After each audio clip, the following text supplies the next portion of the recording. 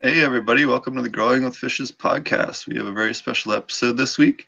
We've trying to get him on for a long time. We have the dude from the Dude Grows Show. What's up? I mean, don't make it special just for me. I mean, it's a special episode because, we're going with fishies, man, hanging out. Yeah, So, glad to be on. We'll have to switch it to this episode number 7, the lost episode, because we actually skipped that one because I was stoned and numbered them wrong. So maybe we'll change the number on this one. Oh yeah, I forgot about that. Yeah. We'd actually have back to upload them to my channel when I still did that before I decided to say fuck YouTube. But I was going through, I thought I missed one. I went through like 5 times. I'm over here all stoned out of my mind trying to upload videos. I'm like, what the hell, Steve? Yeah, sorry to everybody. Sorry about the different channel. Where I'm currently fighting a random strike on my YouTube channel. Hey, you can't be sorry about what you can't control at all, man. It's this crazy algorithm. It doesn't make any sense. We currently have a strike. We can't upload. I'm assuming we're gone any day. So you just got to, it's not whatever. There's plenty of platforms. We'll all be good. Yeah. So you have all your notes backed up like Steve did the last couple of weeks. So you can't lose them even if they take your channel down at YouTube, right? Yeah, well, I was a little butthurt when I went into the studio the other day, and Guru's like, we are removing all of the grow videos you've ever done, because that's all we're getting strikes on. We're not getting any strikes on our show, just the videos discussing grow. And I was like, damn, man, that's been since like 2009. But they're all backed up. It's all good, man. We'll all find other homes and good places to hang and not too worried about it. Technological hiccup. Oh, yeah. Yeah, we got all of our stuff backed up on multiple places now, so we will live on regardless. Right on. I'm sure you guys do too. You guys have dudegrows.com there to host all of your stuff no matter what happens. So yeah, do you upload all our stuff too? Do you have a channel over there too? Yeah, I try to repost it on the TGC/Aquaponics as well. So hell yeah. I need to update it. It's been a little while, but most of the episodes, at least the first 50 or so, are over there now. So I would complain, but you've done all the work so far, so I'm stick with that. We actually, just got accepted to DTube, which is one of the other bigger platforms. So that was pretty neat. We were also featured on weedtv.com's main page this week as well, which was pretty cool. So hell yeah. So anyways, we have Marty. Oh yeah, hi. Guys, mid bong hit. Hold on. Yeah, no, I figured he wanted to try and think of it, so I wait until he took a rep to. I'm just kidding. Yeah, I don't even worry about it anymore. Like, I figure they're gonna flag it. They're probably gonna flag it because I said "fuck YouTube" like 5 minutes ago. Right. I don't even care anymore. Yeah, at this point, it's just kind of like whatever. Temporarily, we're on here, and then. Like we used to think that they would flag it because we were smoking on the air or vaping or whatever it is that people are doing, but that not at all, even in the slightest. Even when we stopped doing that and turned off our cameras and all that, like, nope, I still get flagged. So it's a machine, not a person. Yeah. Anyway, so I don't care. I just assume I'm gonna get flagged at this point. So yeah, I'm gonna do whatever. Anyway, hi. Hi, Marty. So why don't you tell us a little bit about what you guys do? You run a show called, for those of you that don't know, although if you listen to our show, I don't know how that's possible. The Dude Grows Show, that was actually the inspiration for our show, was basically we would love to hear how you guys kind of had like a laid back, fun attitude and we're dropping knowledge at the same time. So we wanted to do that for aquaponics and then now more for sustainable. We kind of moved away from just aquaponics and more into just sustainable growing all around, soil and aquaponics and organic hydro and just long-term sustainable solutions. So why don't you tell us what about your show and what it's been like? Yep. So many different things. I mean, I started coming up with the show basically was just the instance of literally back in the day, there was a lot of phone calls. Scotty lived in Prohibition land down south. I moved out to Colorado and said, hey, it's time to start growing. And we had so many coded calls back and forth, just, hey, this is working for me. What are you doing? What's going on? And then finally, when he got out west and Prohibition fell in 2012 with Amendment 64, I was like, dude, and I think he mentioned, you know, people want to hear this information, and it was nice to be able to feel. It was weird at first, of course, like shit, we're talking about our grow rooms in our garage, literally to the world. But I knew, as somebody that worked retail for a while, that this information is highly sought after. Old forums like Overgrow that was up for quite a bit of time. Eventually that went away, right? Yep. And the whether it's functional or dysfunctional relationship between me and Scotty, it's not really just, I don't want to say as characters, because we're not changing our personalities to do the show by any means. Really just makes, like you said, apparently entertaining, and it's good to drop the knowledge in there with the entertainment. So it's not like you're, you know, feeling like you're in class, or it's something like, you know, some podcasts I listen to are great, straight knowledge. Don't get me wrong. I learned a lot. But the mix and the, man, I guess also the chemistry has been really nice. So. Awesome. So you guys are on what, episode 630? Almost 630, I believe. I think Yeah. 629 was going out. Yeah, almost 630. Yeah, it's funny. I wanted to tell you this funny story because I don't think I've had a chance to tell you, and I think everyone will get a kind of a kick at it. So I actually got a chance to go down and visit you guys. I think it was episode 42 or 44. It was one of the really early ones when you guys were out of a large grow tent in down at what was it? I Grow. Way to Grow. We were in Way a to 12 by 12 gorilla grow tent for a while. Shittiest thing about that studio space, and actually the only bad thing was we weren't allowed to smoke in there. You know, it was just a violation. And we're like, man, this will work for so long. Like, you got to be able to smoke in the studio. Like, we had to go out in the parking lot, go out in the car. I mean, other than that, it was cool to have a grow tent. It was cool to be part of somewhere where you're going to hear buzz from the industry in a shop and whatnot. But yeah, that was our first official studio, I guess you would say. So I went 42. You said in the 40s? Yeah, it was like 42 or 44. Damn, something like that. It was a while ago. We were doing one show a week for a while, like a 3-hour show, and then Scotty wanted to tune it up. When the first news, he's like, "All right, dude, we got to start doing a show 5 days a week." I just about walked out of the room, just because of. But the reason it's all happening and it's working great is because of the crew. Did you see the people that help us? Having a professional person on board, such as Guru. Actually, I mean, Steve, it used to be we'd cut the show and work, and then Scotty'd be the guy putting it up and stuff. And I would be so paranoid, man. I'd be like, what about that edit? What about this part? And it'd just be like, one day, which he'd just fuck with me. He'd be like, dude, we didn't record any of that. And I would just get like I was going to lose it. It only happened once, I think, but he fucked with me like at once every 2 weeks after the fact. I'd be like, that actually didn't work. File's gone. I'd be like, oh my God. But anyway, it's been really good times for sure to work up to the episode amount. And now not just trying to have grow talk, but culture and something for everybody included, whether you just like to smoke, enjoy cannabis, grow, or just curious about what's going on with this, you know, big ass industry. That's real important too, that you diversify. In fact, you know, the same thing happened with this show. Steve and Marty started out as the Aquaponic show, and now it's a full-blown grow knowledge show, along with a bunch of crazy stoners that, you know, have a lot of fun. You know, but yeah, we talked about it a couple of times now, where like I think we did like 6 or 7 episodes, and we realized there was really nobody else doing aquaponic cannabis, so we sort of had to expand on our guest list if we were, you know, like, or expand on our content if we wanted to have a guest list. Like, we'd exhausted our content very. I mean, we're already in a niche, right? So you're in the niche of a niche with aquaponics for sure. It's super cool. Don't get me wrong by any means, and don't give up pushing that. And it's not always about. I know people like to see numbers on their, you know, whatever channel they're on, their YouTube subscribers or downloads on iTunes or whatever, but it's more about the quality of content than full on just stats on your listenership.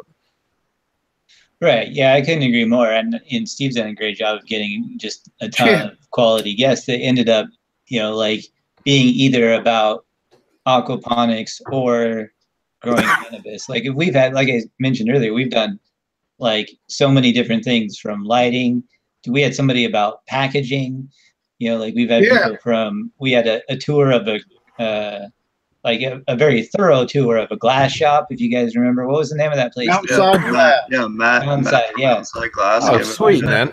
It's just like yeah, crazy. And like, obviously, we didn't even know that any of that was going to happen. So it was just sort of like, yeah, you know, show us around. And then the dude just goes off and doesn't want to stop talking because it's just that, you know, it's the stuff that they love to do. So a lot of times, or like Jeff Lowenfels was awesome. Like he just talked and talked and talked. And it was a great like exchange of ideas too. Like he I think his was like that really wanted to like ask us about aquaponics, as opposed to just talk about their stuff, which was really cool because a lot of times, you know, they don't, which is fine. Obviously, the guy who's selling cannabis packaging probably doesn't care that much about aquaponics. That's totally cool, but it was still great to have him as a guest and learn some stuff, and it was fun. Hey, in defense of Jeremy, he actually has an aquaponic garden.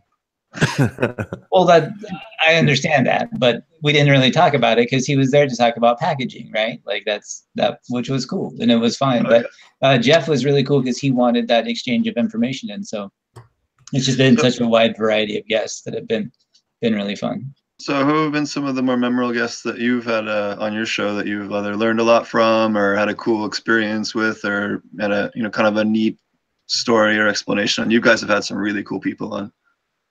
Yeah, there's definitely been a lot. I mean, in the earlier episodes, not too early, I don't even recall the number. Like, I remember when we had Kyle Cushman on, I was like, man, this is a pretty big name, you know, this is cool. And we literally did that interview, I think, in Scott's master bedroom, both running off the same computer in some weird way. Like, I don't know what the fall through was, but there's a lot I don't want to mention. So, I mean, even just recently, I was okay, cool. Duke Diamond was on. He's a really cool cat. But there's been so many that, man, I'm just trying to roll through my head here of some of the most inspirational ones or cool cats, man. And I just go to recent ones because it's not that, well, I guess I will say sometimes when we have these guests or the Cannabis Cup and whatnot, I test the theory that the cannabis is affecting my memory at the time to remember back.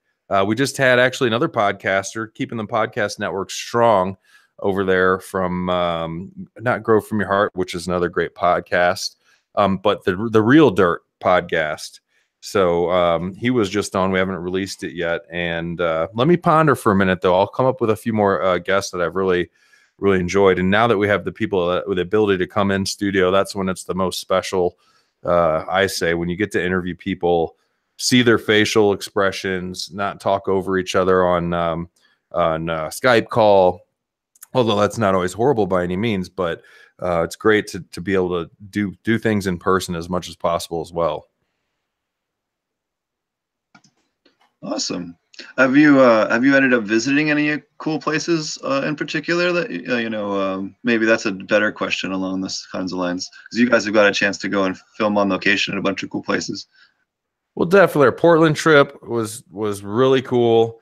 Heroes of the Farm out there in Portland. That was a great tour to be able to see. It's here now. It hooked up, some sites. Shout out to Odie Diesel out there that hooked up that tour. Being able to go here in Denver is just kind of, it's being spoiled a little bit. We have Moby Dill at Herbal Cure Commercial Grow Facility. We're welcome to schedule. I say schedule, not show up at any time, because that shit is just on point with work. You can't just show up and hang. Like the commercial grow facilities they're a churning machine. So we're glad to be welcome there anytime, as long as we schedule it in and get to hang. Man, we went to, where else? Pure Pressure, which is a pressing place out here for the rosin press. Man, all over. Steve, what's the aquaponics place? This doesn't even have to do with cannabis out here. There's a big aquaponics grow right off the interstate. Oh, the Grow House, HAUS, yeah, in Denver. I took my kid there actually and volunteered there for a minute, and that's a cool place to see out here if you're a grower outside of the cannabis scene. But they have a big aquaponics facility there. And they got a bunch of cool stuff. They got mushrooms and hydro and aquaponics and soil. Like, so you can kind of see a bunch of different kinds of things all at once in the same area. Yep. So some outdoors. Go ahead. Bad word. What was the bad word? What? Oh, he's muted. He's muted. Soil. Oh, I'm sorry. I'm on and off. No, you made it. Bring it. Not to say this one word tonight. Oh, no. It's all good. I did. It's all good. No, it was because there's people getting flags for talking about us growing a certain type of thing, and you said it didn't even matter if it was that kind of. It didn't. No. There's a guy. Yeah, there's some bigger YouTube channels that are fine that have been taken down recently for that in particular. So. Kind of sucks, but if you're wondering what we're talking about, it's in BrayneGro's picture there. And BrayneGro's going to have to change his logo. Can we say fungi? Myco? I don't know. Yeah, fungi. Yeah, fungi. Anyways, people are getting their channels taken down for that. What about, isn't there a cat, Myco Willie or something? Yeah, Myco, man. Yeah, is his channel still kicking? Nope, he got shut down. Okay. I didn't know. That was very informative shit, man. Yep. Yeah. There's a lot of different. That's one of the main guys that I've been learning from. But on the shroomery.org forums, he has a ton of haters. Yeah. Anyways. Well, go ahead, Steve. We should probably switch topics, but yeah. So just as a warning, that's something that's getting a lot of people's channels fucked with. So. We already have. Oh, I have one strike, and I know. If they're gonna keep fucking with us and our freedom of speech, let's take our stuff elsewhere. You can't not have your show. You can't not say what you want. And you're the host. Don't get me wrong. Sure. But I was sensitive about it at first, and then it just got to the point where, what am I gonna?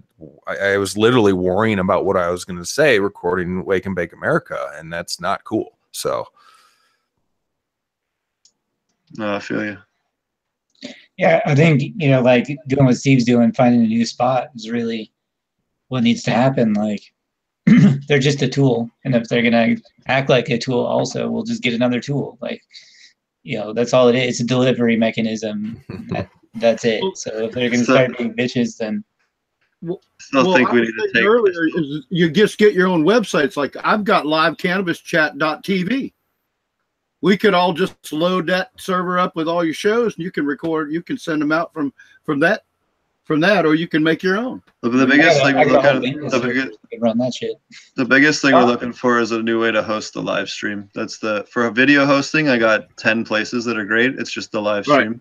And I want to fork over $900 or whatever it is for Vimeo for a year when I don't know if Vimeo is going to change what I'm worried about is switching to Vimeo and then finding out that Vimeo immediately changes their policy and then I'm out $900 or $800 or whatever the fuck it is. Well, what I'm trying to build one where it'll be like those channels, but it won't be those channels. It'll be our channel. It won't change. Once it's set up, it'll be that way. It'll be upgraded and updated, and it'll be something for us, not something that we have to adapt to or worry about if they're going to change stuff. That's what I'm trying to build that I've been talking about for the last year. Takes a while. But I've got the websites and I've worked a lot with the different, I've gone through every kind of software you can think of, and I've got myself pretty much set on what I want to do, but we have to just see if it works once we get it set up. And that's the big thing. We got with the spring being spring now, we're not really having a lot of time to try to do coding, and especially me being legally blind, it's a bitch to code. But I found out the only way I could do this was to start coding again. It just takes me a long time. But today I was building a fence, so you can't code when you're out in the front building a fence. So, but I still think that's the way to go. You just you can literally buy, like you've got all your episodes, Steve.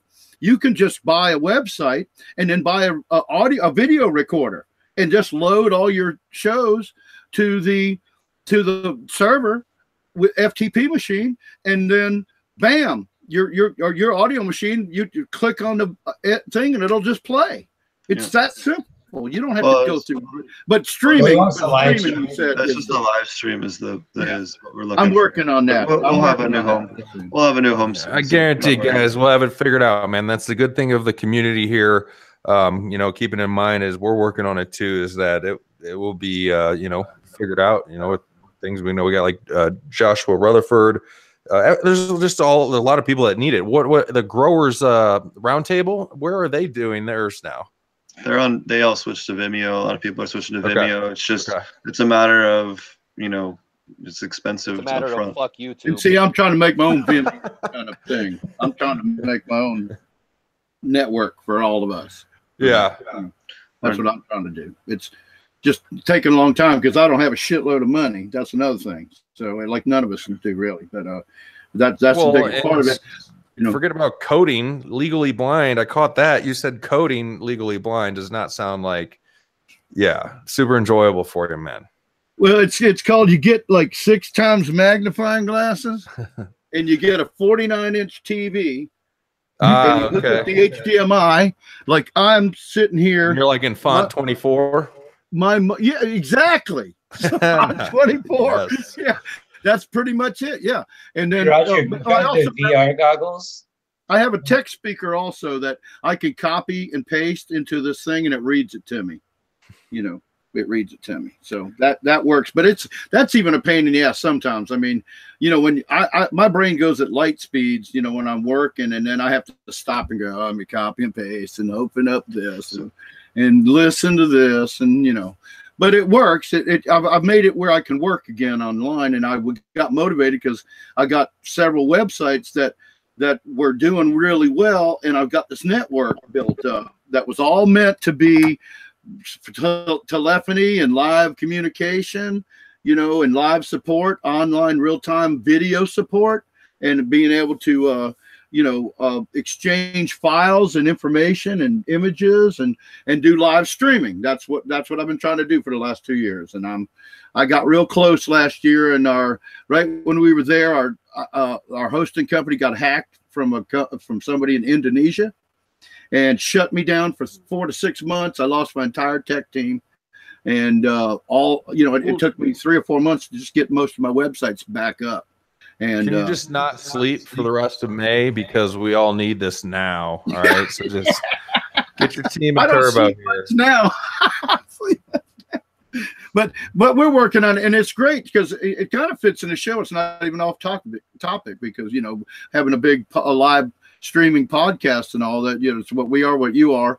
You know, this is something that we're all looking for. So all you people out there, if one of you guys out there listening is a guru on this stuff, well, you just contact me at Latewood at ilovegrowingmarijuana.com, and I'll be glad to talk to you about helping set up this network. If you want to contribute to the cause. To make it work, really, like obviously, you know, you need a certain amount of bandwidth to be able to do live streaming. Oh yeah. Like, and especially like, you know, across the country, you'll probably need access to multiple networks, you know, so like in like hosting something at like a data center or something like that can be pretty expensive, you know, so you'd have to spread that cost across multiple people, because obviously we're not all going to be live streaming at the same time.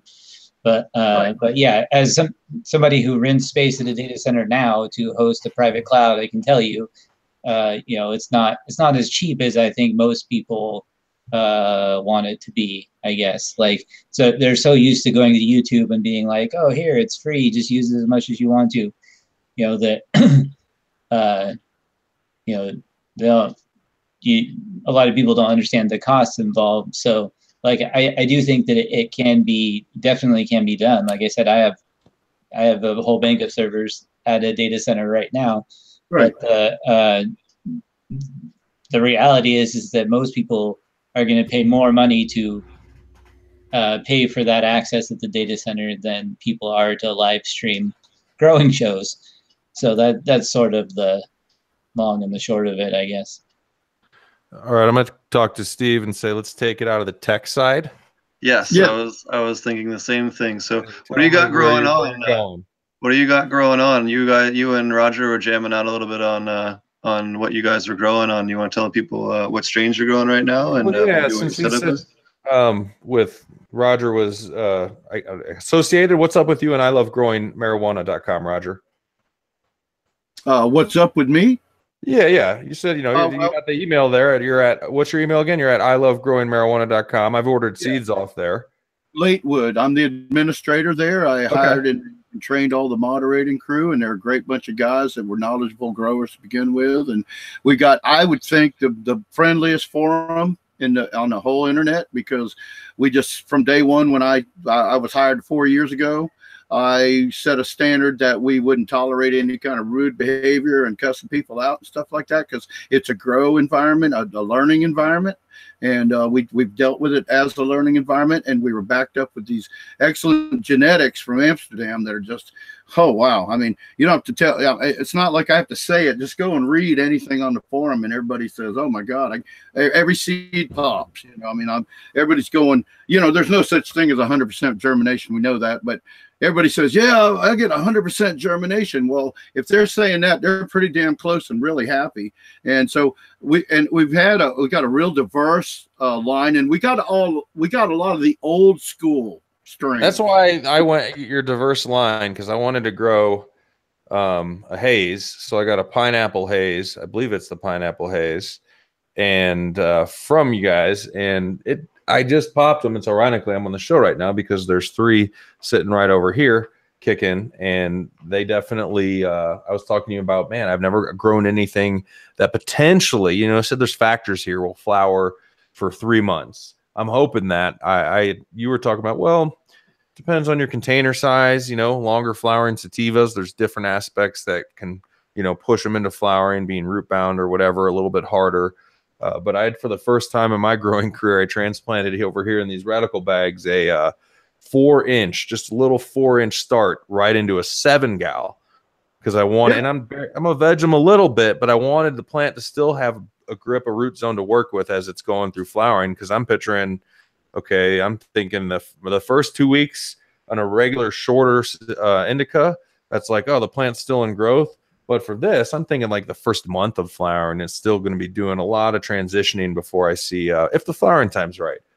But I'm stoked for haze. If you have any other haze recommendations, we don't get that out here as much in Colorado. A lot of stuff is grown, at least where I've been searching, dispensary-wise, which I don't really shop at. They're usually on a schedule, man. I've heard of some haze will flower all like 4 months, 5 months. And that the high on it is just shout out to Bear Grown, DGC cat. The high on it is just like insane, because I think it's our endocannabinoid system isn't used to that. We're not used to that type. We don't get it as much. Not many growers. That's a dedication. Yeah, you can show it the other way. You lengthen the grow period by the length of your photo period. Also, you can shorten a sativa by growing it. Once you have it vegged at 14, you can veg it at 14-10, and then turn it like in the second week when you start veg, or like start it off, you know, and the whole time it grows, you grow around 12-12.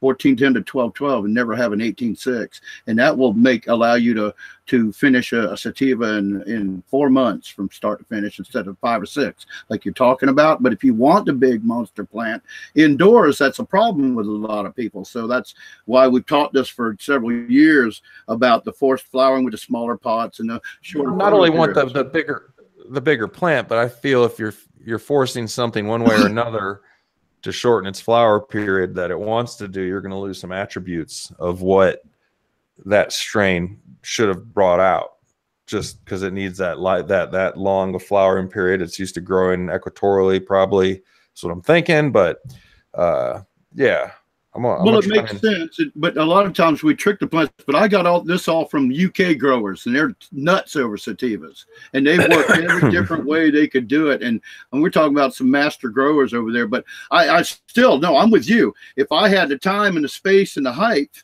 I would like to grow it. I like to veg for 2 months and then flower for 3 or 4 months. You know, that's what I'd like to do. The height, man. I'm worried about that. Like training out a long flowering sativa. I'm trying not to top too much. I'm not going to top it all once I go into flowering, obviously. So it's going to be a little bit of a fun challenge, I think, in an indoor grow situation. Just like really just trellis that thing out all over and do it again and again and again. So I think your 7-gallon pot is a great idea. The way you did it, I think that'll be great for what you're trying to do. You know, that's going to allow you longer flowering time. You know, of course, I don't know how long you plan to veg. See, that's a lot. See, to me, not long until they get a little happy after transplant. I think they should go to flower. to me, flowering finish time is directly proportional to how long you veg too, especially with a sativa. If you veg for a shorter period of time, it will finish faster than if you veg it for a long period of time. If the longer you veg a sativa or a haze, the longer it's going to take to finish. That's my opinion. That could be arguable with people, but in all the trials that I've done, I've found that the short veg time, again, I've worked at manipulating it to finish faster, but I'm not always trying to do that. I'm just trying to, I've got limited space too. I got very limited space. I got, like a 6x6 space for everything, so that's all I got because I got to keep from getting, in trouble. So, so I have to do my experiments one grow at a time. I can't have several different experiments going on at one time. And I'm 2 years into this, what I've been doing. But we've got, you asked about other strains. We've got Steve's favorite, Super Silver Haze. We got Amnesia Haze. And what about this Blue Haze? I'm looking at a Blue Haze right now. This Blue Haze looks really cool. Well, I haven't tried that yet. I haven't got to that because I went from the fruity pack. Now I'm in the juicy pack. I did the Agent Orange Bud, and Super Lemon Haze. And I added to that a Blue Dream, a Strawberry Kush, a Maui Wowie, and a Cherry Pie. So that's what I got going right now. What'd you call it, pack? The Juicy Pack. Nice. And that's Agent Orange Bud, and Super Lemon Haze, that's pretty cool. I mean, if you like Orange Bud, I mean, I've always liked that kind of stuff. I'm looking for that ultimate sweet. I'm looking for the one that I love, and that's what I love about our genetics being a lot of older school stuff and not so crazy. I mean, but that's okay. I like the crazy stuff too if I get my hands on it. But what I like about it, it's stable. It does what it says it's going to do. You can see the difference in the genetics. They don't all look the same. You can see a sativa is different than a indica. You can see what, the characteristics of it. You get in the terpenes and the smell, I'm super into germination. Not only that, the company guarantees your seeds, even if you're an idiot and you kill them. Here, let me give this description. This is awesome. I was reading the description of the Blue Haze here. And just because whoever's writing this here we go. Blue Haze is a strain of marijuana that transform you into another world. You'll find yourself experiencing a euphoria much like that created by the scenic green fields and cruising a scene of a Michelangelo painting. That is awesome, dude. So it's mushrooms, basically. Yes. We've got some creative writers working for the company. I mean, I'm not dissing on it. I'm not dissing on it at all. That's super cool. That's cool. That's kind of cool. Psychedelic. Yes. All right, I got to stop reading this or I'm going to start ordering seeds.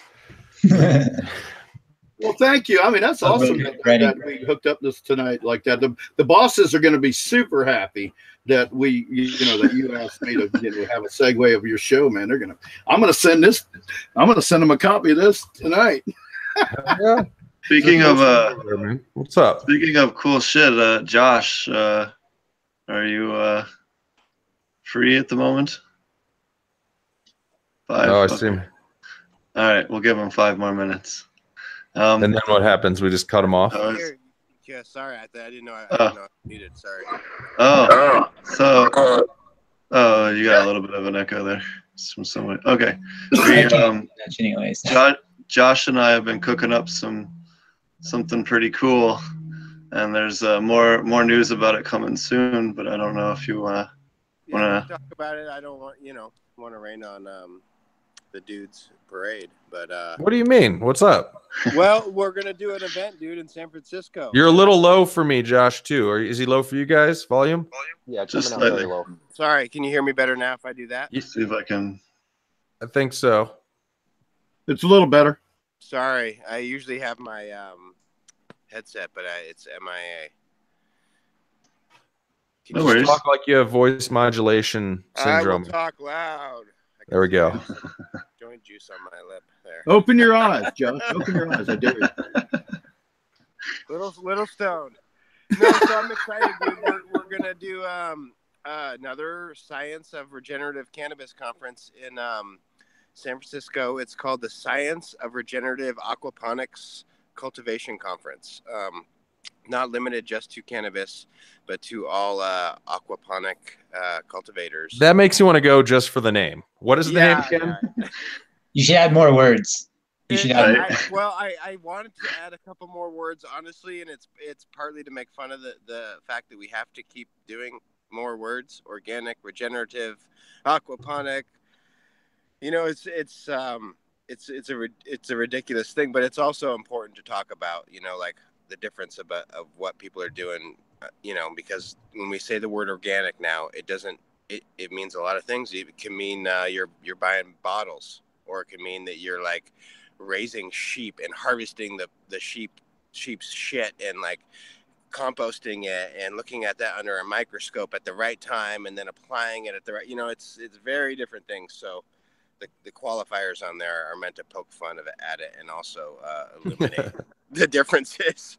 But so anyways, the Steve and I have been brewing this up actually since we were in Humboldt, and the idea is I've been doing aquaponics for a long time as well, and there's a lot of lack of information, and you guys are. I haven't actually spent a whole lot of time in the dual root zone world, so it's kind of a new idea to me. And basically, we're putting this together, are bringing the two worlds together, the aqua world and the soil world. And so the conference is going to start out with 3 days with Dr. Elaine Ingham, the goddess of the soil food web. For sure, we had her on here a couple episodes ago. I don't know how many that was. That was when we were in Humboldt, and she'll do. Yeah, we had her on. I remember she was rushed off though, which kind of sucked. Yeah, great. Well, we'll get her on again sometime. We were working her so hard, dude. It's, you know, she was putting in 12, 14-hour days, then having to deal with me after that, asking questions. But it's going to be cool. So she'll break down the soil food web and then go into a microscope course in which will help us learn to identify both soil food web and aquatic web microorganisms. And then from there, we can move into IPM and additional biostimulants. You know, this is a more advanced aquaponics course for folks that are usually, you know, probably commercial cultivators, most likely. It's expensive, and it just costs a lot to have all these people here and do all this stuff. You can add a microscope to it if you don't have one, but you definitely need to bring a microscope to the course. It's where we're going to spend a lot of time looking at microscopes, looking through the microscope at microorganisms and quantifying what's going on in both the aquatic and the soil food web. And if those of you that don't know, Dr. Elaine is, she studied a mosquito. Shoot, I'm blanking on marine biology. She's a marine biologist by study back in the day, and then she went to the soil food web and spent her career working there. So she's going to have a lot to offer. So you said you could either bring a microscope, or one is even offered in, like, if you just want to pick one up as part of your ticket. Yeah, it's like kind of add-on. You can add. All right. Scotty's going. I know that. Scotty's going for sure, just for that reasoning. Yeah, no, it's going to be legit. And Elaine's been cool enough to offer also, because she does a thing where she has the soil food web courses. And so it's important for people to know that she kind of has offered to transfer some of those credits, if you will, by taking our courses. Because, you know, like if you take, like the last one we did was a microscope course, and she said, you know, go ahead and count this, call the office and count towards the whole thing. If you're kind of going towards the whole package, which was a worthwhile, you know, endeavor. You'd have a question, dude? Oh, I was just gonna say, man, thinking about that, the value of this is also, if you're gonna work in this industry, this is just stuff that helps legitimize your resume, man. It shows you care about what you're doing. You want to expand your knowledge base, and maybe it's not, hey, this, you know, I have a degree in horticulture from this university, but I did go out and spend time with this very reputable, you know, microbiologists and people in this industry. And it's very good stuff, man, that just show on all levels, expanding your grow knowledge and, what you want to be doing.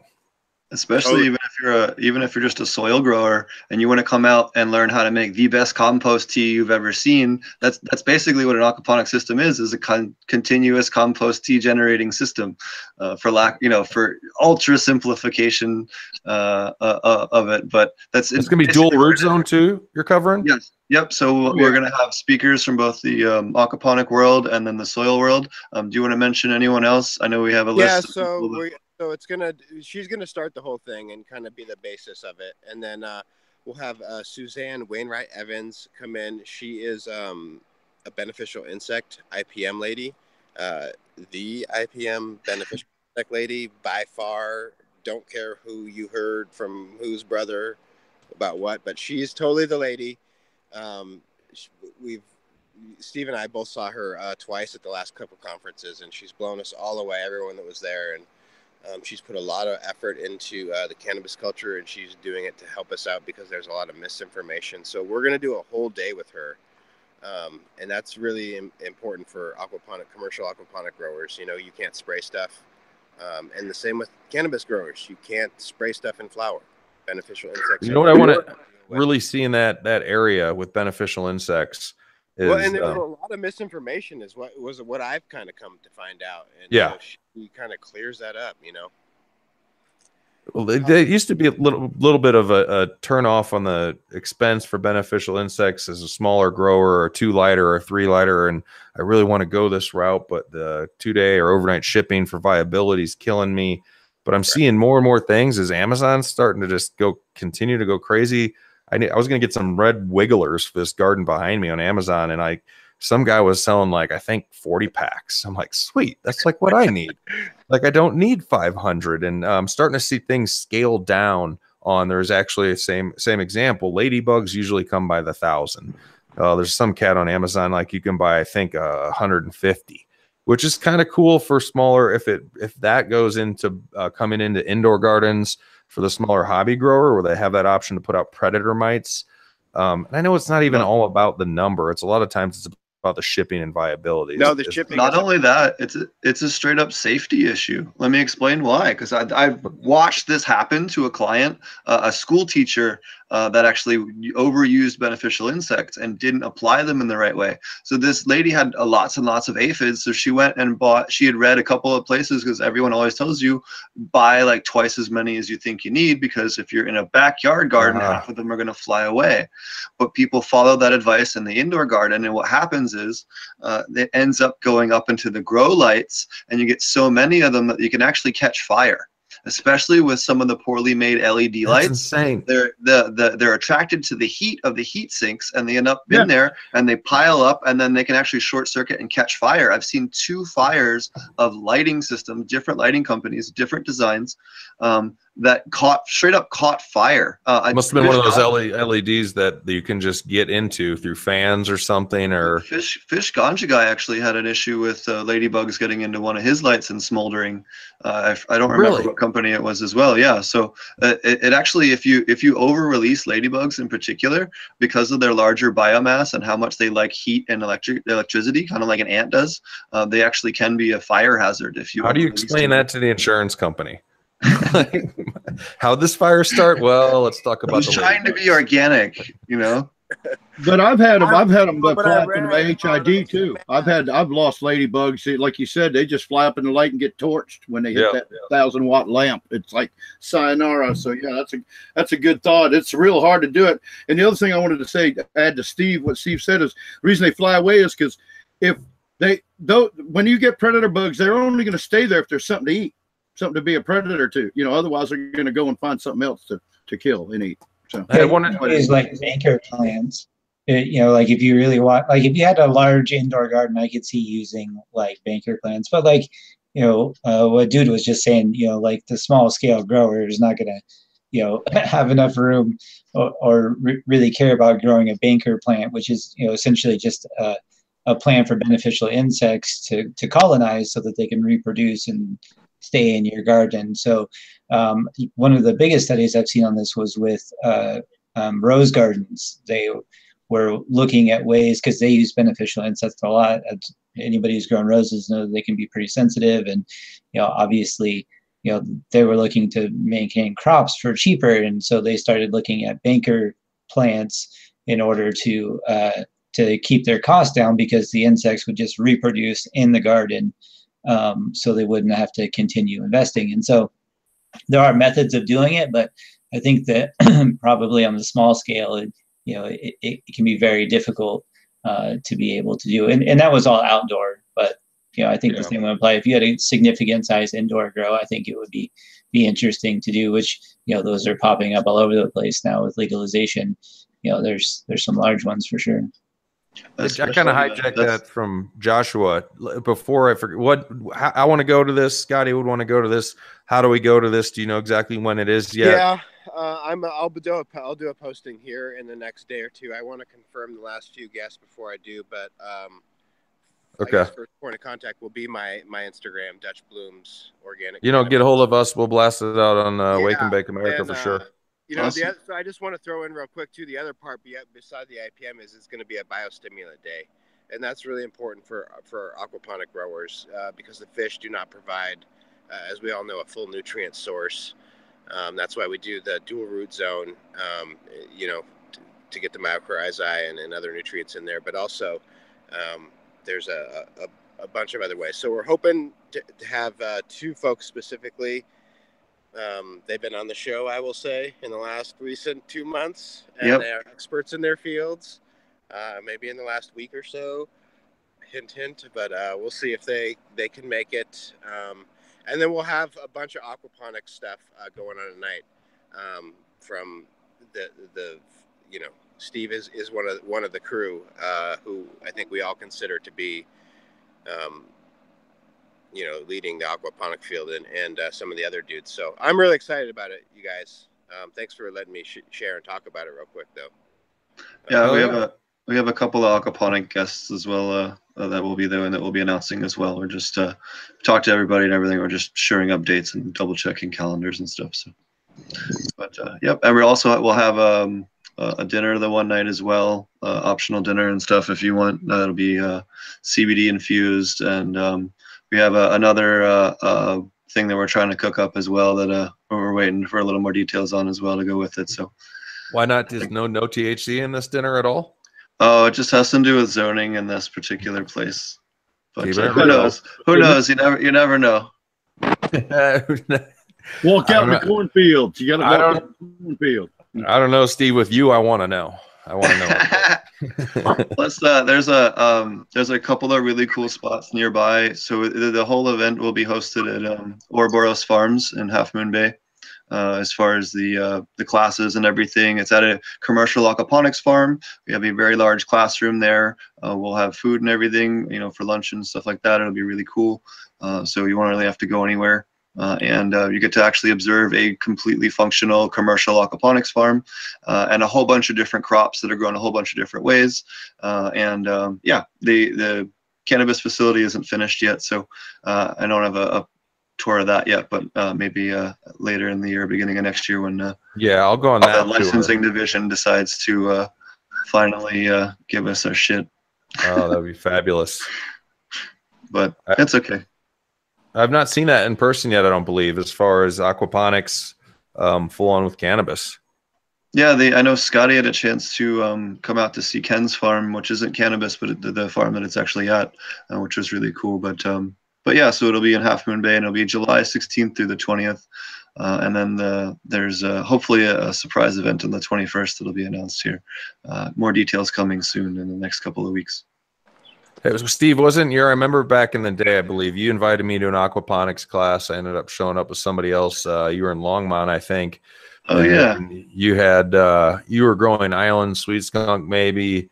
You had heard I was growing it and liked it. And you were saying the one main difference with aquaponics is that there's, no matter what I do with my organics or synthetics or whatever, I'm maybe not going to get a better, but you're not going to get the same flavor profile as aquaponically grown. If me and you are growing the same cut of the exact same mom plant, yours is going to taste like way different in a different way. Or how do you talk about aquaponic flavor?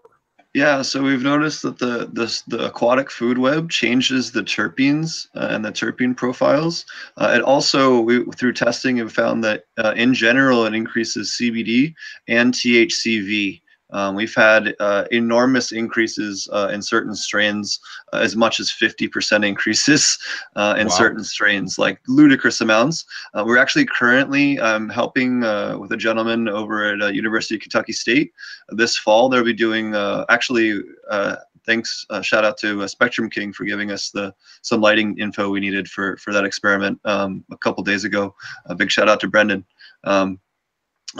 Anyways, so we're doing a thing specifically on CBD hemp in aquaponics versus soil in regards to cannabinoid profile and terpene levels. So they're going to grow them side by side, 3 systems each, and 3 soil systems, 3 aquaponic systems, and at the end of it, one dual, dual root zone, and then it'll be all published through academia.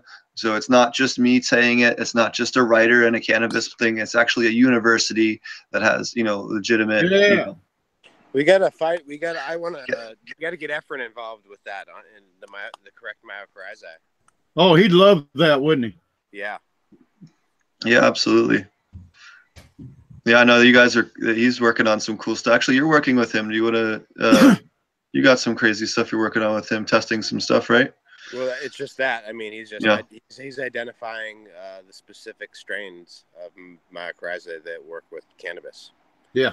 And that's the interesting thing to me that I recently understood through you, Steve, is with the dual root zone. So if you plant cannabis directly in a aquatic bed, a rock bed without the dual root zone, you can't. There's no mycorrhizae. They don't function in that area. It was Elaine that told me that when I was talking to Elaine on the phone. Right. Elaine's the one that told me that. So Elaine tested a dual root zone pot and actually observed the mycorrhizae going down the root.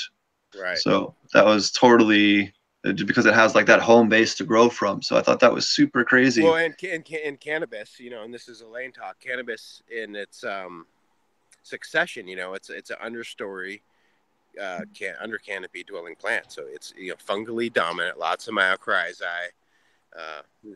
It needs that. It's not like this tomato plant. Like we often want to put it in this bacteria fungi 1-to-1 category, like a tomato plant, but it's not that whatsoever. It's not a vegetable. So what kind of setup do you have over there? I know you're rocking some Spectrum Kings. I think I remember helping you hang your SK600. You were one of the first to have one. Over here in the dude garden. Yep. Not the little dude garden, as I was been banned from calling it the fairy garden behind me. It's now the little dude garden. But the Spectrum Kings up over here, you can't see. There's a closet case right there, 140 that just hangs, and usually I'm waiting that space to free up to do an auto flower because this is my workspace, and I like to be surrounded by, what's going on in the workspace, and just always checking on plants. As far as the bloom room, I hung a SK600 602 actually recently, and then also I have my 600 that's going on its 4th year or something.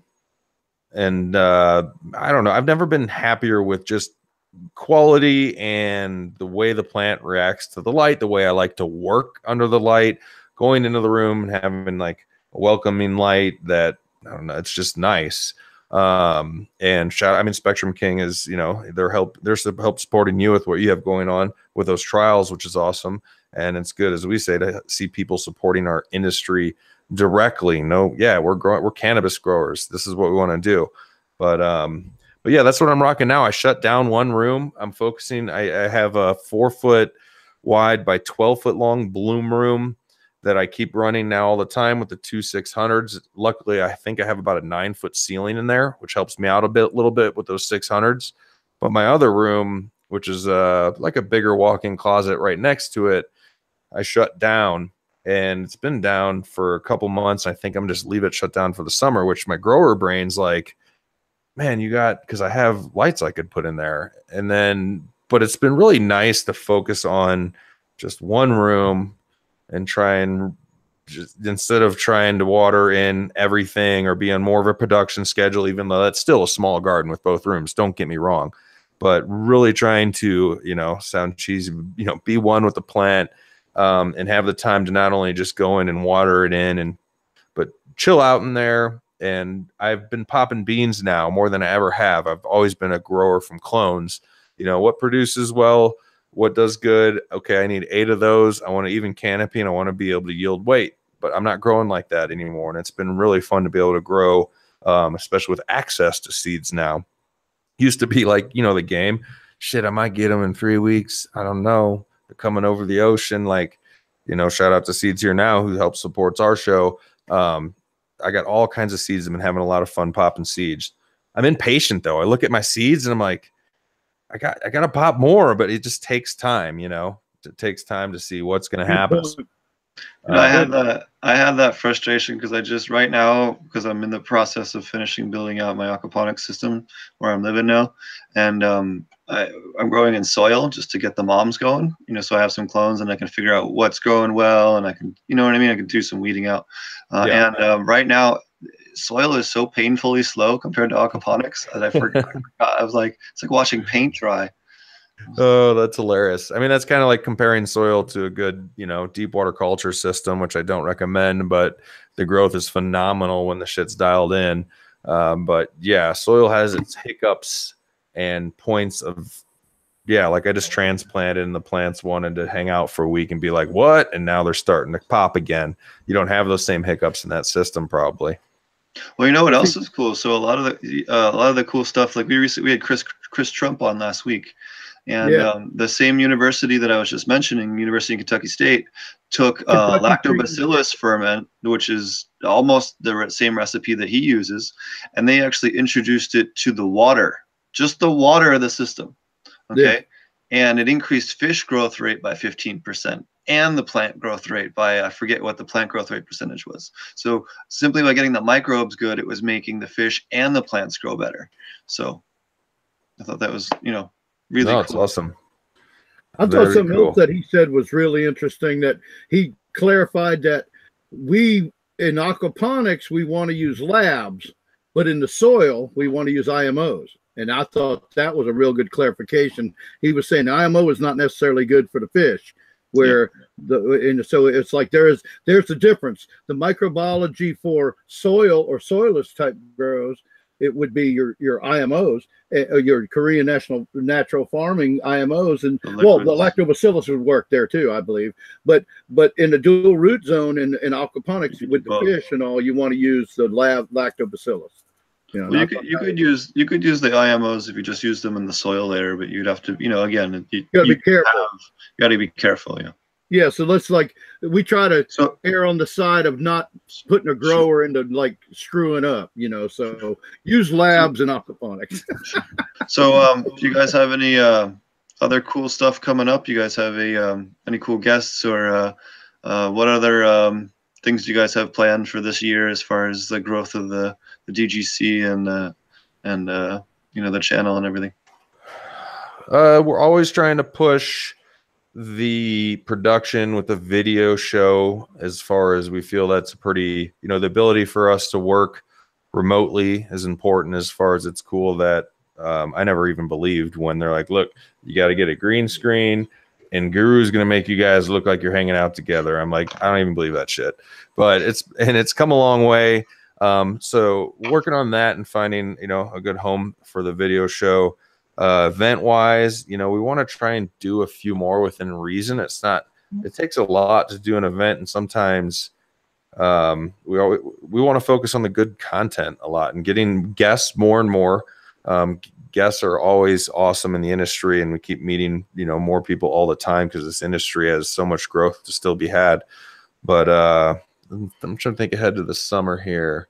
I mean, you're catching me on what I used to say, I don't know, Steve, it's summertime, man. I mean, I'm thinking about mountain biking and some other jazz, but no, just keep doing what we're doing, man. If we just keep doing what we're doing and, as Scott would say, keeping it real, the show just drives itself and with the crew. And it's always been word of mouth. We've never put a dime into marketing.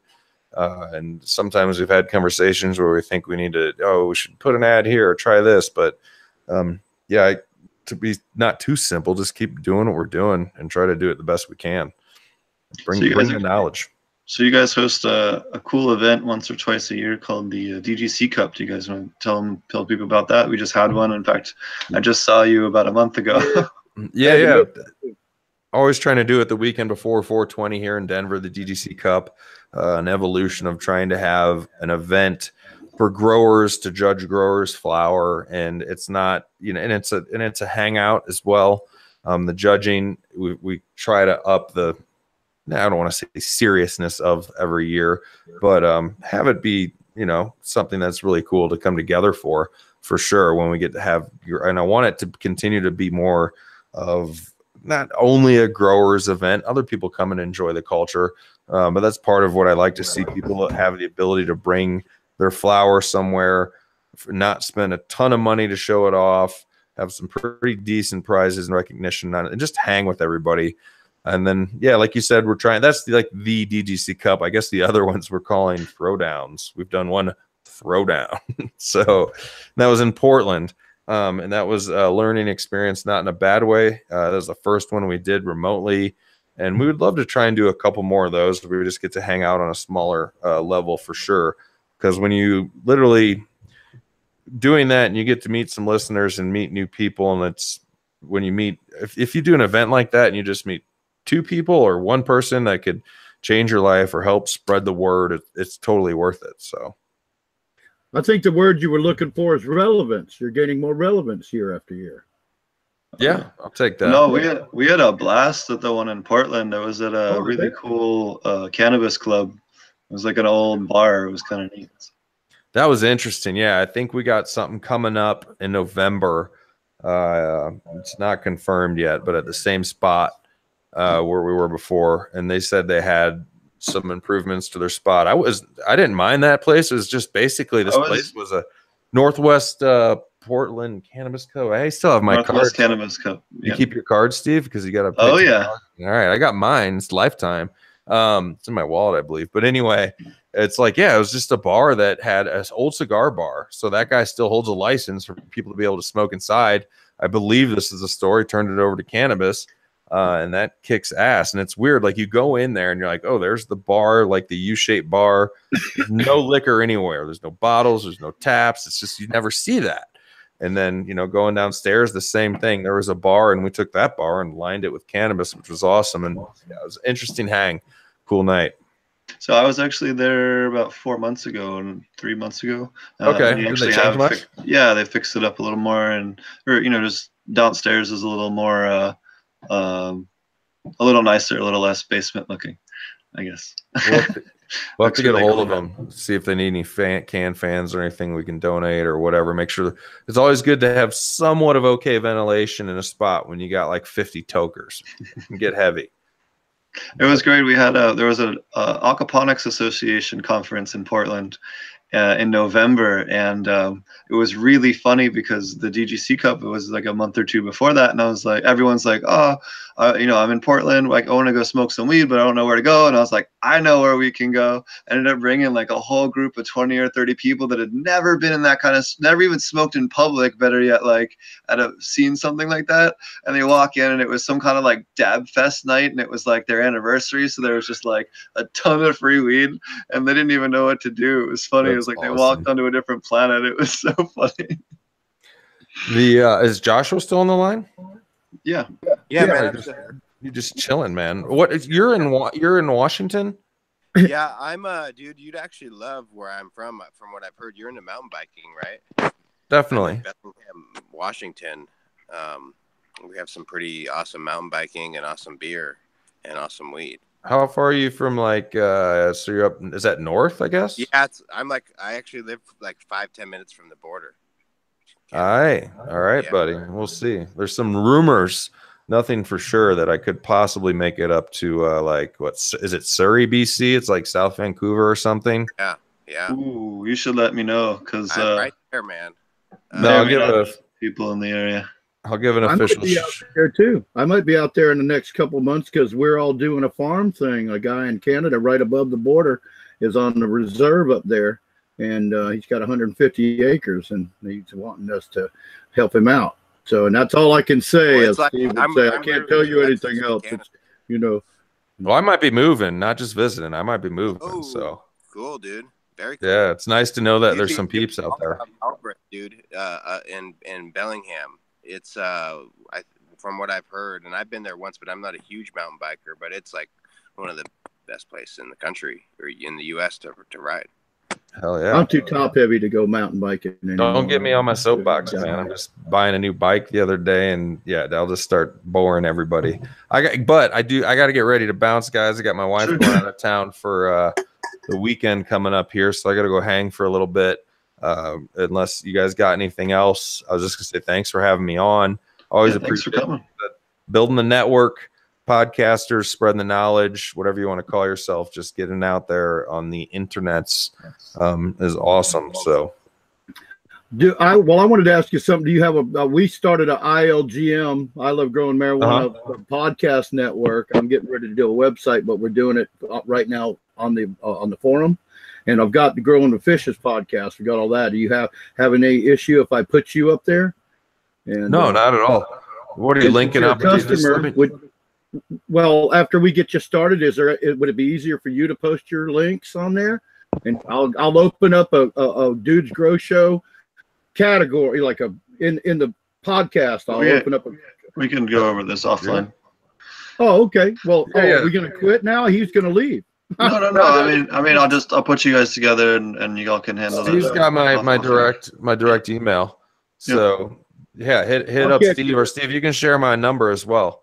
So guys, I appreciate it hanging out, and definitely have no issue spreading out all that shit with podcasts. So share the information, and I am going to. This is cool. The first time I got to use my background for anything. It's usually always a green background, man. So yeah, much appreciated. Joshua, I'm excited to meet you sometime soon, and you guys all have a good eve. Yeah, bro. Awesome. Thanks a lot, bud. Thanks so much for giving us a shout out too. And I got one more suggestion. Take advantage of the 50/50 gold leaf that Robert bred. It's a over 20% CBD, over 20% THC strain. That's a 40% club. There's not many. Gold leaf? Actually, they say it's high 20s. Okay. But I'm not going to say, I'm just saying. It's, hey, it's pretty Don't good. Don't be just saying. You can't be just saying. Yeah, that's my rule. Well, I don't have the testing facilities to tell you, but it's a very vigorous plant. That you said you were looking at stuff. You said, and they give you like half off on it because it's his personal strain. So nice. So get in touch, man. Let's chat. You guys, peace out. Wait.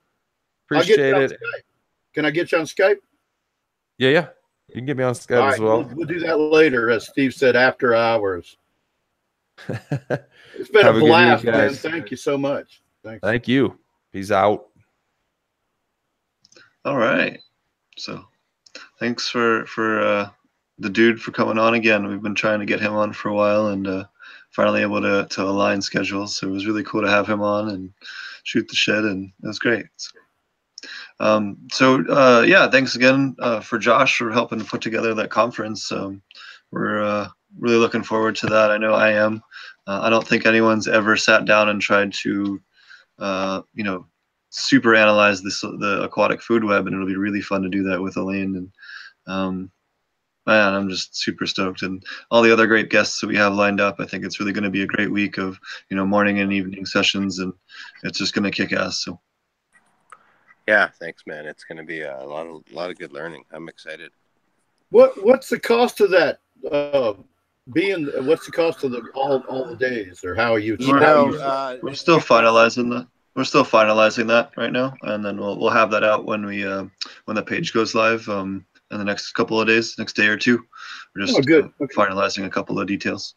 People like to know that kind of information. Oh yeah. Yep. We'll have maybe Josh has a couple other insight into that, but I think that's where we're at right at the moment. Yeah, I mean it's going to be expensive, is all I'll say. I just sort of apologize. It's expensive to put all this stuff together, quite honestly, and no one's trying to get rich or anything. And So yeah, I think I got together an early bird special for 2,500 kind of deal, and then $3,000, kind of full purchase price, and then you can buy a microscope for $300. We've And got that's 5 days of it's Yep. 5 days, yeah, and like I said, Lane is pretty cool on transferring some of those credits, if you will, to her program. It's learning how to use a microscope. It's an IPM program designed specifically for aquaponics. It's biostimulants designed specifically for aquaponics by both KNF and humic and fulvic acid. I'll say that much. And then are anticipating having all the four fathers of aquaponics, maybe the four pillars, I'll say, and Steve is one of them. And Yep, you guys can imagine who the other three are. Yep, we have a couple of different people. Ken is obviously is one of them, and we're at his farm. Yep, yeah, Ken will be there, I'll be there, and then we have two other really awesome aquaponic guests for you guys, possibly one other one as well. Just waiting to confirm schedules. So it'll be really a really cool thing. It'll be 9 to 5 for the morning session, and then we'll have kind of a break for dinner, and then like an evening talk session as well. So it'll be 10, 12, 14 hours a day, somewhere between 12 to 14 hours a day of content each day, hands-on with Elaine Ingham, Susan Wainwright. If you have any questions on IPM, she can answer any question you could ever have. She's incredible when it comes to IPM. So if you're a company out there trying to figure out how to be more sustainable with your IPM, bring what your plan is and tell her what you got going on.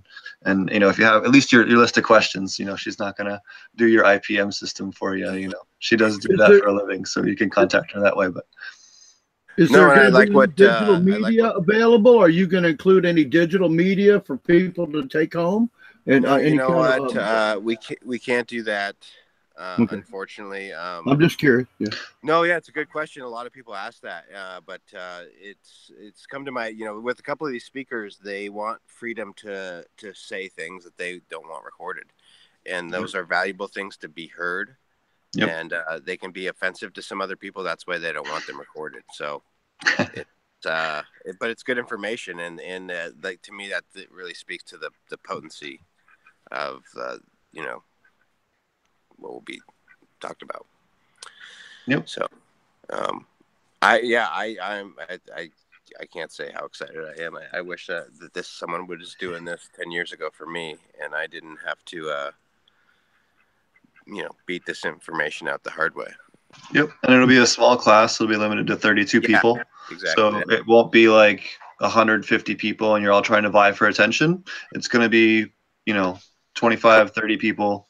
And that's it. And teacher, hands-on the whole time. So it won't be like trying to, fight just to get your question in. So, and so we'll mainly cover IPM. We'll cover microbials, how to boost production in your system and make sure you're not harming your fish or anything like that. And a whole wide other range of things as well, including equipment and kind of the latest on a bunch of different technologies relating to organic hydro or aquaponic. So. Alrighty. So what do you got growing on over there with your garden? Either one of you, whoever wants to go first. Well, I was late for our weekly tour from Josh. He usually walks around his greenhouse. Yeah, I'll do a quick one because I got to get going. But oh, okay. Okay. You don't have to though, brother. I mean, I'll just I want to. I haven't been doing that much, but I'm actually kind of switching. Not switching, but I've been showing you guys all those genetics and stuff that I got, and I see a real opportunity to operate as a nursery to provide genetics. Yeah, and that's a good idea. Back to me, and so that's what I'm kind of going to be focusing on. So that's what I kind of started working on here today. It looks small, but I'm starting my mom's, So these are some of the ones I've showed you guys before, but they're outside and Looking good. This one I'm particularly excited about. This is verified dog walker, the 91 Chem Dog on the Albert Walker. And I verified that both from Albert Walker's nephew and from I listened to a podcast with Skunk VA, and he was talking about it. And and I got this cut from California, so pretty excited about that. It's stanky. Yeah, and so I got a whole selection of stuff here. This one is a Royal Kush. This one, I got 3 of these skunk dogs, and it's apparently skunk #1 on ChemDog 91. There's 3 phenos from that seed batch. And then there's the Skittles. I'm excited to try. I don't know if you've heard about the Skittles, Roger. It's apparently void of myrcene. So, you know, that common, like, weed smell when you smoke weed, it's void of that. And so, like, when you smoke it, it actually just tastes really like Skittles and, like, doesn't have that weed overtone. I want some. Right? Yeah. Is that from seed? That from seed, right? I don't know that, you know, someone just asked me that if it was clone only or from seed. I honestly, I feel stupid. I feel like the guy I got it from told me it was a seed sift of like a 3,000 seed sift, and this was the one. So this is a clone to me. Okay. Someone thought that it was clone only, and I didn't. I'm not confident enough to argue that. Okay. But that's what I remember. Just curious. I remember that it was a seed sift, from what I remember. Yeah, because I'd like to have some of that. That I like that. Yeah. Yeah, I'd like to breed. See, that would make me want to do some breeding. That's the first thing that made me go, okay, right. I've got this giant seed bank available to me, so I don't care. And then wait a minute, it don't stink. It tastes like freaking Skittles. Yeah, that's what I'm looking for, man. There was a Warlock phenome I had in Colorado. It smelled a lot like chocolate. You could be like 6 feet from it in full flower, and it didn't smell like weed. It smelled like chocolate or something, like you were cooking or something. It was weird. That's wild. Yeah, I'm really enjoying that too. And I'm trying to do that delicate process of saving the terpenes in the curing method. That's where I'm expanding my experiments, where I'm not changing the grow methods, so to speak. Except I am going to start using some ferment. But I don't have my headphones, so it might be hard for me to talk in here. You guys let me know and I can mute it. But things are jamming really hard in this greenhouse right now. I'm pretty stoked. You can see I'm building hoops back here. I don't know if I had those last week. I'll put these in tomorrow. Oh, yeah, I see that. Yeah.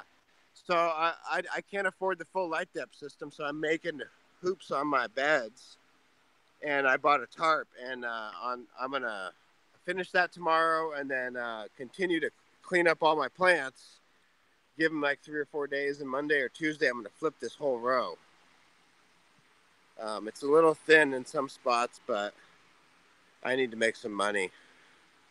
I'm glad you did that, because I've been thinking about putting grow like that inside, like you got hoops in there. Now I've got the bars, and I grow everything vertically and hang it up 8 feet, everything I grow. But that is really awesome, because I've thought about that, because you could have certain crops where you could protect them with plastic, and keep them much warmer. Right. Yeah, you could have winter crops on the outside. Those guys will do like Agribon and stuff in the winter. Lettuce growers, you know what I'm talking about, or Remay. I heard Agribon. Yeah, exactly. Yeah, the lettuce growers will do that in the winter. They'll do these little mini hoops inside the greenhouse, and they'll use Agribon or Remay. It's the same. And all that hoop is just 1 8-foot piece of a half-inch PVC. They just bend into a half circle. Yeah. This is 1 inch. That's what I had, and then this is the other thing that is, I think, important. I don't know if you can see that. Looks like a recycle timer or something. Yeah. Oh, humidity controller. Yeah. Yep. Yep. So I'll put a 10-inch fan right here, and then when I dep it at night, for 4 or 5 hours that it's depped, I'll have that fan sucking on the humidity controller, sucking the humidity out of here, and then I'll come back 10 o'clock at night and pull the tarp off, and it'll be ready to go just to turn on at the natural light cycle. And then I'm just gonna follow in the bed, so I'll follow with this one over here, 2 weeks behind this one. I love that greenhouse, man. That's nice, man. That's fucking nice. And then the next one 2 weeks behind that one is my plan. So, I mean, these plants, they're getting adjusted for sure. They're growing hard. But they don't look like they're laying down. So, I mean, that's a real, oh, yeah, that's getting bushy over there now. They're getting bushy. Look at these guys. I mean, man, these guys got so many tops per area. Look at that. I mean, these are going to be, they're going to be all over the place on this section.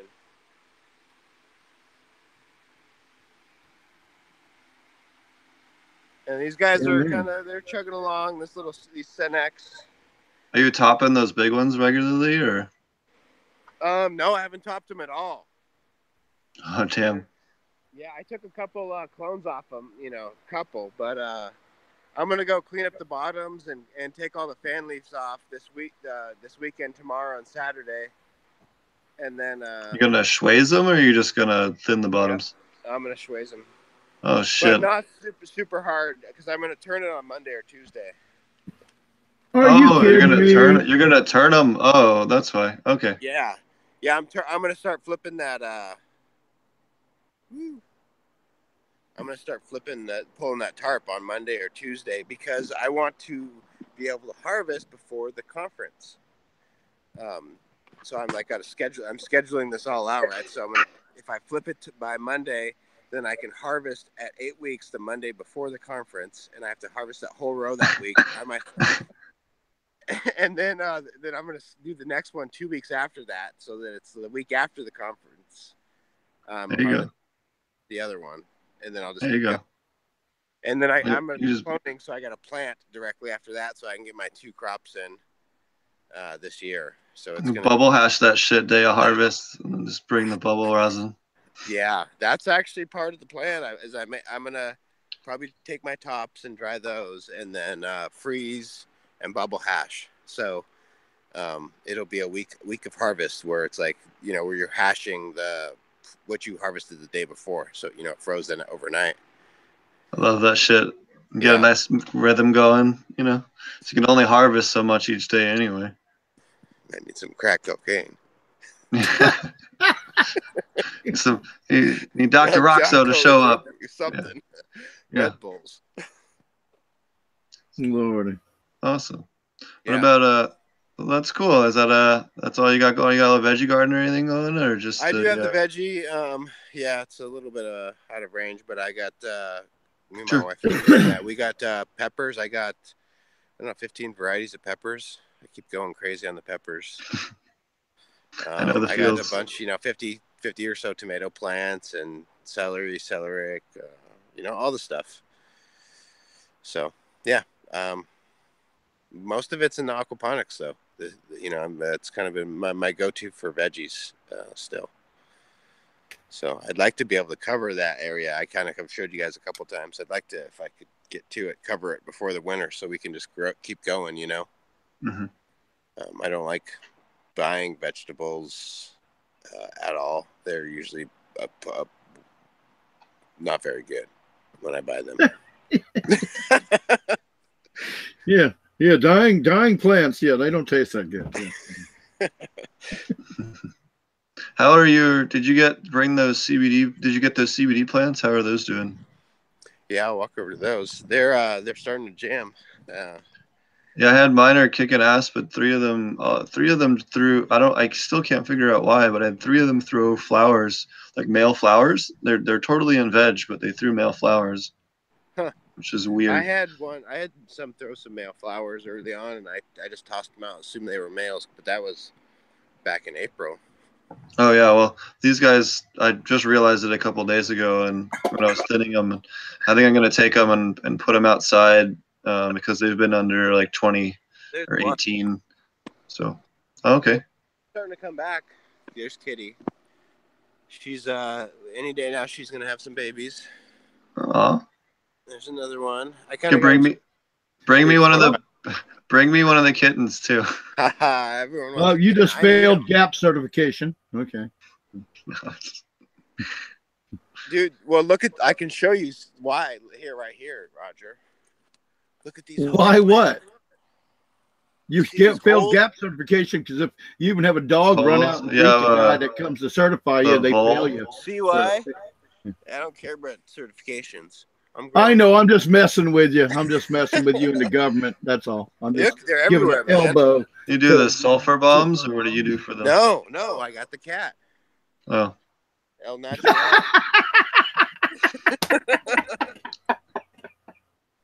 Look at this little cat. Yeah, that'll bomb them.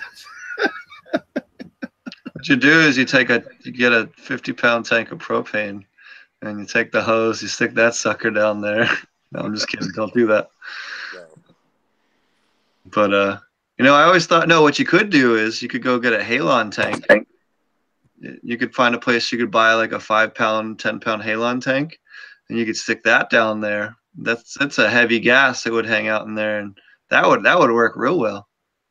I don't know about any of that. I don't know what halon is. Halon's a gas that dissipates pretty quickly once it's outside, but it would suck all the oxygen out of the tunnel and suffocate them. Very heavy gas. The kitties should do it, and once they do it, then they can get the fuck out of my garden. That's my thought, So. The other thing we found works sometimes, my grandma used to do too, for groundhogs would be take a bunch of ground peppers and pour that down their thing because they crawl over it and then they like groom themselves and then Yeah. And I got those. That works good for peaches or apricots. You can take I can't remember what she used. A little bit of honey, and warm water, and make kind of like a sticky honey water with a little bit of lemon in it, and then we'd put cayenne pepper in it, and we mix it all up, and then we take paintbrushes and paint it on the outside of the peaches and apricots, and it would keep the squirrels from stealing them. And you just wash it off when you eat it, Here's I got this. This is all Oro borealis. This is where the chickens tore up, so I kind of cleaned it up as best I could. I got to still throw some mulch on it, and is that drip line? Yeah, it's this. So this is it's a drip hose. Yeah, I got you. Yeah, T-tape. It's Tyvek type material, if you can imagine. Yeah. And, okay. Yeah, Tyvek. Oh, that's interesting. Yeah, it is interesting, and it connects through this blue mat system. Are you familiar with these? Well, they got different. I used Toro. I use Toro systems because they got 1/2 inch, 1 inch, they 2 inch, and all that. So I use Toro, and then I adapt it to regular old poly or PVC or Check this out. So see this is ceramic down here, and on the inside it's hollow and filled with water. And as the ceramic dries out, I just messed it up. It allows. I'll see if I can get you a good shot here. So see the tube going through there? Yeah. As the ceramic gets too moist, it puts pressure on the tube, closes the valve. The valve is the tube. When it dries out, it releases the pressure and calls for water. And so in that, it calls for a very, very small amount of water. It's always active, and always present. So it's an ongoing on and off without having to use the shit out of your pump. No timer, no pump. Feed, exactly. Yeah, it can run off gravity if you want. I have it just running off my house system. Runs through a filter, and that's it. I know a lot of people that they're always wanting to go, how can I self-water? There it is right there. This is it. It takes about, a week to kind of trigger it or dial it in, but and you have to have the mulch. Like it can't look like this. You know, I just have it, but you know, it's all spaghetti like that, and it ends up creating a big. The bed is like a coffee, you know, like coffee filter. It's all moist, the same level, you know, and it just soaks up and stays the same moisture level all the way through the bed. That's what's cool here. Then I got my. So are you using gravity, or how are you pumping it, or gravity? It's just off what comes in through the line, so it's the well pump. Like a water line. Yep. Oh, okay, I got you. Okay, and then it runs through not a RO but a double filter, a sediment and a chloramine filter. Just taking out the metals, right? Yeah. And then it goes through a pressure reducer before it gets to this. And then that's how my whole greenhouse is watered. Is that way? I don't ever mess with it. Huh. Nice. It's super. Super low effort here. Oh, my LED. I'm surprised you don't have air problem with air pockets on some of it, since it's going up and down and around and stuff. Because generally, you want to run from a low straight up, well, because to a higher area, and then and you've got it where it's up and over the pile. So explain how that works, and you don't get the water, like the air bubbles, air pockets that would stifle flow to your emitters. Because the emitter is through the hose, and so the whole hose fills up, and the whole hose gets taut, and then okay. It does actually get all right. It's a lot of pressure, more pressure. Yeah, and so the cool thing about this is, there's like drip tape, which has usually emitters so this is 4 inches. Yeah, I use those. Yeah, this is porous all over. And then it has a hard line down the middle with the U channel in it. I'm kind of trying to show you. And that allows no cloggage. So if there's any particulate in there, it'll slide through that line. Basically, this stuff is designed to be buried underground and be part of the soil. It's kind of almost like a drain field type situation. Almost, yeah. I mean, kind of, where it emits all along the line. It will everywhere. Actually go out. It's just porous. So it just squirts it out, and that's pretty cool. Do you have to tie it down so when it gets taut, it's not wanting to jump? Do you have to stake it down? It's uber low pressure. Like I could show you. I mean, it's uber low. Okay, well, okay. So I'll show you right here. It's a cool system. I've been doing it for a year. So there, it's emitting here now. I got a lot of members at the forum that would love this. That go outside would love this technology. It's just barely dripping right now, and that's emitting. Yeah. Just drip the whole thing up, and then it'll stop when the clay thing says to stop. I gotta put this down to put this back on. Look at that! I have a way of just dragging people back into the show when they want to go home. Yeah, you got good questions, man. Well, you know what?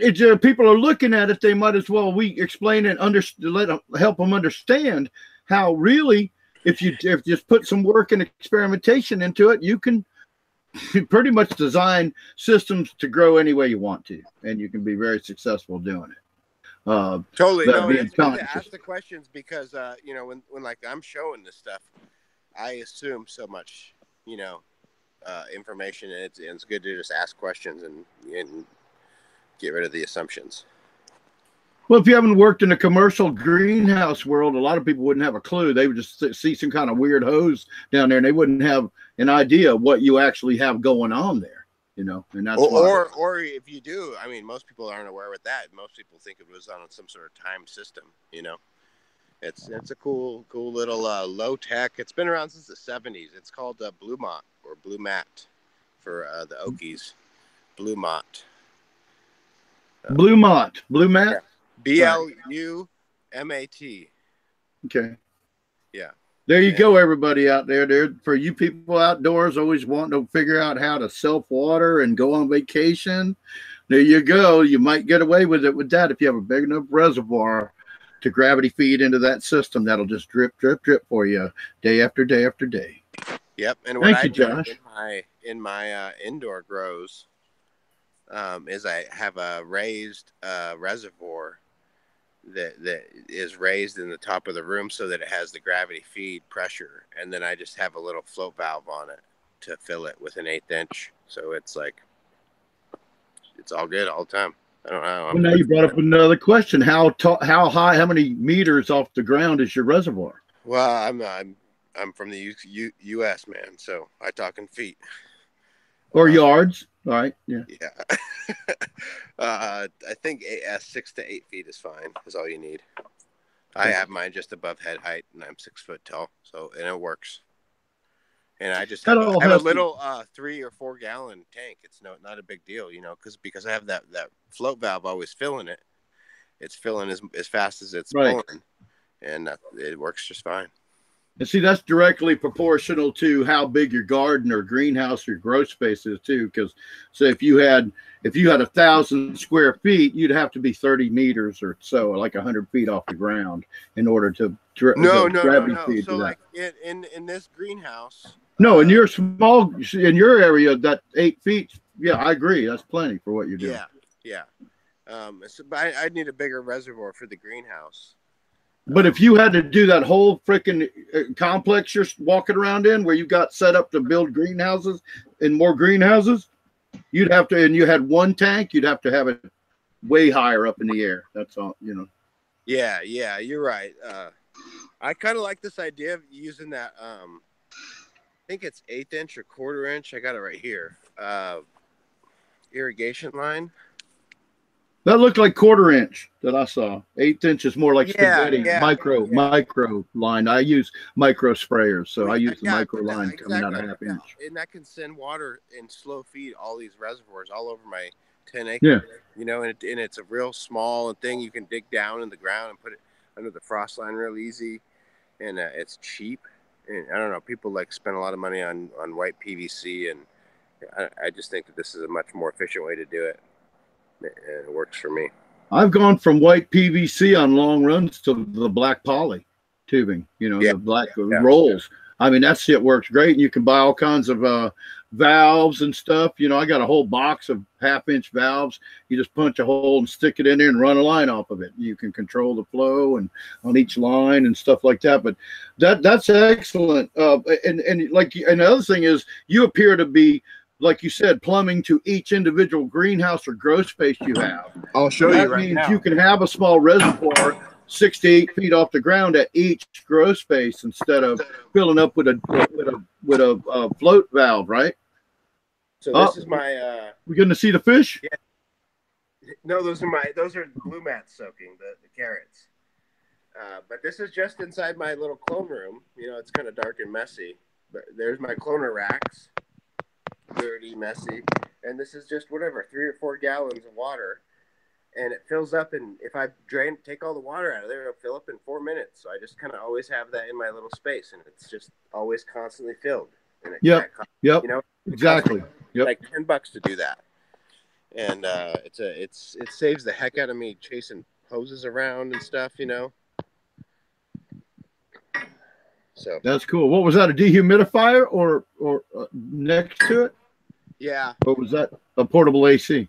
No, that's a dehu. So I'll show you this, even though it's messy. Well, I got one. That's why I thought it was a dehumidifier. That looked like a dehumidifier. This is messy in here, guys. I'm embarrassed.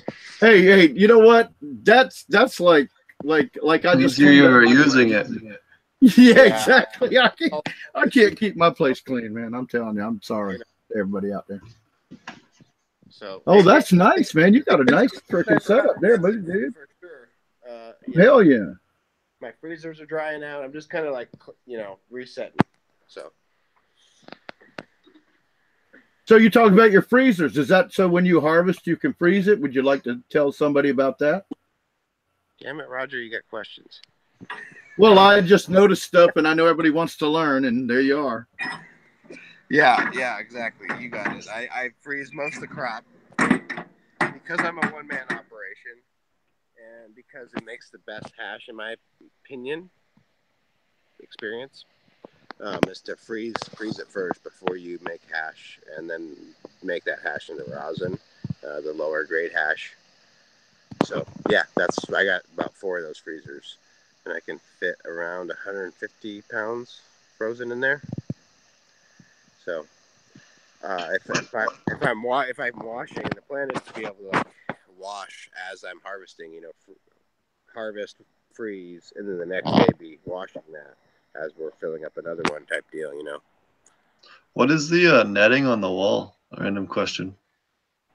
Netting on the wall. What was it? Oh, behind here. Yeah. This is funny, dude. So this is just fence, right? Oh, word. Yeah. Is that tie back? This is the requirement by law. They we're not required to have this. We're required to have you can't see me. So this is this is to stop animals. This is to not let anybody see the dangerous plant marijuana that might just jump out and bite your child. Inside the greenhouse. Yeah. Instantly corrupted by the mere sight.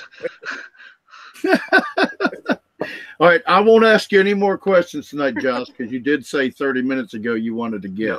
We'll let you go. I do usually questions. I just I know. Taking care of my son all day, and I'm beat on this. Thanks for coming on, and I look forward to having the flyers and stuff out for the event here in the next couple of days. So yeah, I look forward for more information from Josh on that. Yeah, I'm super excited. Thanks for hosting us, and thanks to Ken for hosting us at Aurora. Hell yeah. So fuck yeah, guys, have a good night. All right, thanks. Good night, brother. Bye. All right. So what have you been growing? Where the hell did everybody go tonight? I know everybody took the night off. So. Dude was really cool. I tell you what, I don't have a lot to say. We kind of covered what I'm doing when I was talking with Dude. Sure. So, you know, so I've got a bunch of CBD girls going. Then I got some mothers that I'm hunting, figuring out what I like still. At some point, I'll post some videos of that. I posted some pictures on Instagram. So just trying to do that a little bit. Other than that, this past week I've been totally overwhelmed right now. We have a bunch of licensing stuff we're going through with the company. So just a lot of paperwork and filing shit and all the not fun part of being a cannabis business owner. What else we got going on? Not much else. Oh, just working on the video series on the nutrients. I'm working on that more on the Aquaponic Nutrients series. A lot of that will be also dual posted. I got a new channel called Aquaponic Nutrients. So if you are looking for just aquaponic info, please go check it out over there. That channel hopefully won't get any strikes or any stupid bullshit against it. There's no cannabis content on it. So at least the education part of that will live on, even, when the eventual cannabis channel probably ends up dying. I know Dude Grows is getting close to the total strikes, so who knows what'll happen here with the can. It's either gonna change or I don't know what's gonna happen, but we'll find a new home, so it's not a big deal. Again, if you are looking, we have the Weed Tube, D-Tube, Weed TV. I've been posting them up on Twitch now. Apparently Twitch is pretty weed friendly as long as everyone's in a weed friendly state. And since everyone on the show is, we don't have to worry about that. And what else do we have? Just working on trying to get the show up in as many places as possible. The whole YouTube pissing me off kind of got me motivated to disseminate this as many places as I can. So that's been good for us. We've been averaging between 300 and 500 listens a day. Since I started doing that. So that's a big jump from where we were at with just the YouTube. We've over-tripped. We were getting about 500 to 800 views a week on YouTube. And then now we're getting that, per day, or at least in 2 days. So you can find us now on Google Podcasts, iTunes, Stitcher, all the different places for podcasts. So yeah, other than that, super stoked working on getting this class together with Josh, kind of the bleeding edge, super advanced aquaponics class, slash, people that get into ferments or compost teas or that kind of stuff. So even you soil gardeners will be a great event. So be sure to check it out. Again, it'll be July 16th through 20th at Half Moon Bay, and we will have the Eventbrite website up here soon. So, and again, it'll be intimate setting. You know, we'll have a dinner the one night and stuff. It'll be really cool. So you definitely won't want to miss it. And then again, there's also a really neat place nearby, a cool restaurant that has a smoking area that we can all have all kinds of fun at as well. So, and then like I said, we have another event that I can't speak about yet because we have to finalize it. But I think there might be another really big cannabis-related event the weekend after the show. So be sure to keep that Saturday. If you're coming to town, you're going to want to stay for the weekend. I'll tell you that. So, alrighty. I think that's it. I'll be sure to check out Aquaponic Nutrients. I have a video every day.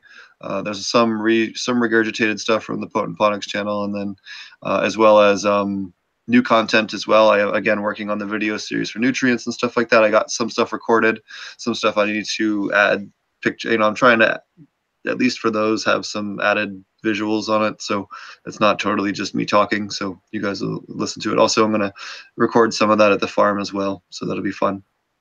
If you guys have any other questions, feel free to email me at potentponics@gmail.com.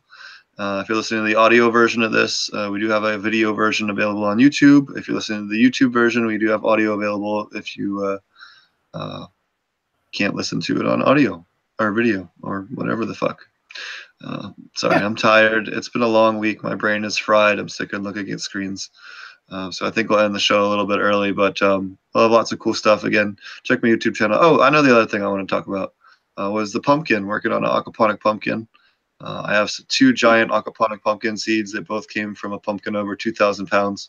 So we are going to transplant those into about 30-gallon trash cans. We're going to convert into big dual root zone pots and see how that goes. So we're going to see how big. We have a giant watermelon too. I think we're going to throw in and see just how big of a fruit you can grow in aquaponics. And not only that, it'll be the same system that we're growing, you know, a ton of lettuce and thousands of heads of lettuce. So, you know, when someone tells you, oh, you can't do one or the other, or, oh yeah, DWC works for everything and it's just as good. Well, we're going to show you, you know, mathematically that that's not true.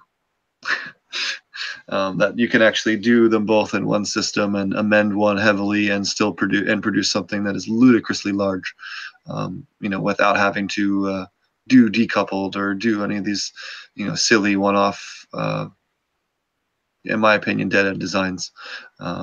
You know, they have some advantages, but there's no it's added. Well, it's just because people don't understand how to take care of the microbial work properly, and if you focus on that, then you can actually get incredible results, even with no amendments at all. Not no amendments, but you know, just main iron and pH. Even if you just do that with lettuce, and if you do the microbes right, you can get really close to not needing a whole lot else. Again, you always strip out micronutrients, molybdenum, and other things, especially with nitrogen-heavy plants. You're going to pull that down eventually. But yeah. Anyways, we're getting a little too technical, and I'm tired. So we'll wrap the show up. And again, I do apologize for the different channel. This will be immediately re-uploaded to Potent Ponics once this is done. This channel will not be hosting the video content for this. It's strictly for the live channel. So if you are listening to this, please go check out and subscribe to Potent Ponics YouTube channel. Also, Growing with Fishes podcast, which is the live channel podcast from now on. And then Aquaponic Nutrients, which is the just aquaponic vegetable and non-cannabis related content. And we'll see if YouTube decides to go after that channel. So, although there's nothing on there for the upset about. But anyways, again, we will be migrating here probably to Vimeo in the next 1 to 2 months for the live stream. But for the time being, this will work for functionality unless we win our appeal. So we'll see what happens. Thanks again for watching, and we'll see you guys next time. Cheers. All right.